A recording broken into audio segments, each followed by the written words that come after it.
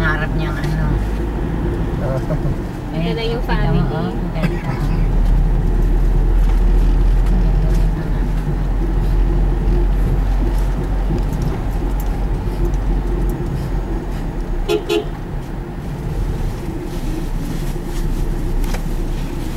Sanay ka kasing congested din.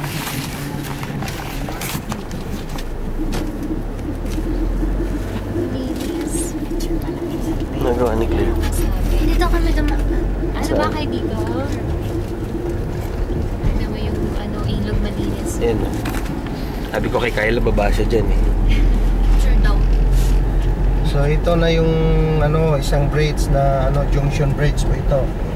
Dati pag wala pa itong yung bridge, yung mga nakatira dito sa Dawis, maglalakad lang sila papunta doon dahil mawawalan ng tubig dagat pagka low tide.